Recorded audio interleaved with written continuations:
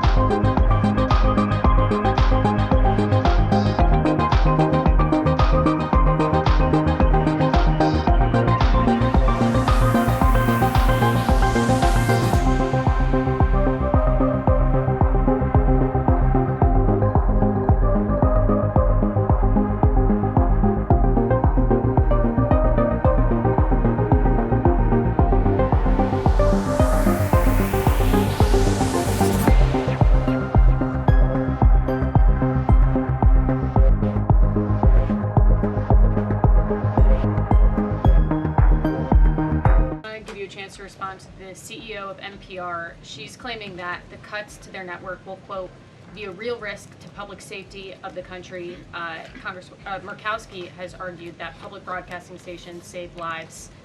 Could you respond to these concerns? The NPR CEO said cutting NPR will be a risk to public safety. I am not sure how NPR helps the public safety of our country, but I do know that NPR, unfortunately, has become really just a propaganda voice for the left. Just a few examples for you. In 2020, NPR refused to cover the Hunter Biden laptop scandal in the run-up to the election. They said their assertions don't amount to much, writing they did not want to waste the listeners' and readers' time on stories that are just pure distractions. That does not sound like an unbiased opinion. That sounds like a partisan opinion to me. And this is a taxpayer-funded organization. In 2018, that same CEO that you're talking about called the president in the Oval Office, who nearly 80 million Americans elected, she called him racist, shared a photo of herself wearing a Biden for President campaign hat, serves on the board of a Soros-funded activist group. In 2020, PBS's White House correspondent at the time characterized President Trump's speech then at Mount Rushmore as a love letter to white resentment, promoting the myth of America. In 2017, PBS devoted an entire panel talking about what it means to be woke and white privilege. In 2023, PBS's Washington Week Roundtable covered up Joe Biden's clear mental divide. That's actually quite the clip. I would encourage all of you to look at it. These are not honest news organizations. These are partisan, left-wing outlets that are funded by the taxpayers. And this administration does not believe it's a good use of the taxpayers' time and money. Ed Lawrence.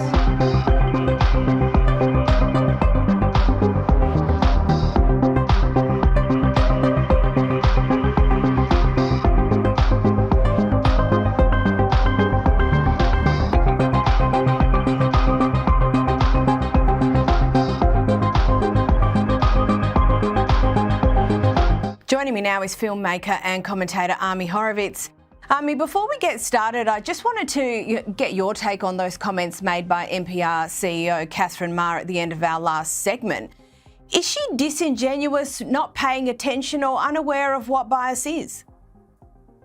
Yes, and yes. Yeah, all the above. Look, I mean, Catherine, she imploded during congressional testimony, right?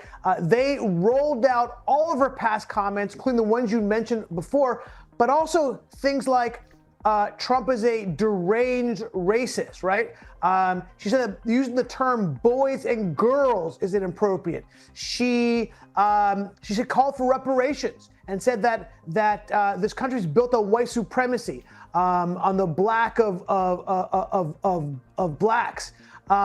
No, she is a hard leftist. And NPR has had this problem for years. Look, they had a huge controversy last year, right? And they could have brought in somebody, forget about conservative, you can never ask for that, but somebody moderate, somebody unbiased. I mean, after all, it's funded by the US taxpayer. They brought in Catherine Maher, right? Look at their headquarters. They said there was 87 editors who affiliated as part of the Democratic Party, and not a single person affiliated with the Republican Party. That's a problem. It's why people look at them and say, how are we funding this? Why is the American taxpayer, Republican and Democrat, funding an organization that's so biased against conservatives? They recently just enacted a new rule, or actually they removed a rule saying that their journalists are allowed to participate in political demonstrations. I mean, it's insanity. Yeah, no, NPR's days of federal funding, I think, are numbered now that Trump is in power. And it's a shame because they could have avoided this and they refused to, and this is what they're going to have. And it just seems the evidence is so it's unavoidable. I don't even know how she can say the things she said. Speaking of things that won't go away, and the Epstein files saga, that's another one that just won't go anywhere. Even Joe Rogan is waiting. They've got videotape, and all of a sudden they don't. You know, you have the director of the FBI on the show saying there's no tape. If there was, nothing you're looking for is on those tapes. Like, what? Why'd they say there was thousands of hours of tapes of people doing horrible shit? Why did they say that? Right. Didn't Pam Bondi say that? Joe Rogan isn't the be-all, granted, but once an issue like this is started to talk about in the cultural sphere, I'm not quite sure how you get the genie back in the bottle. What does the government do from here, Army? Look, it's a problem. You know, look, they say conspiracy theories is that old joke, how a gentleman dies and he goes to heaven and he asks God, who shot JFK? And God goes, Lee Harvey Oswald. And the guy goes, oh my God, the conspiracy has gone this high? Yeah, that's the problem with conspiracy theorists. There is no convincing them of reality, right? It's just the problem. It's an inherent problem with conspiracy theories and conspiracy theorists. I think I'll get back to Epstein and kind of what Joe Rogan, that clip you showed specifically.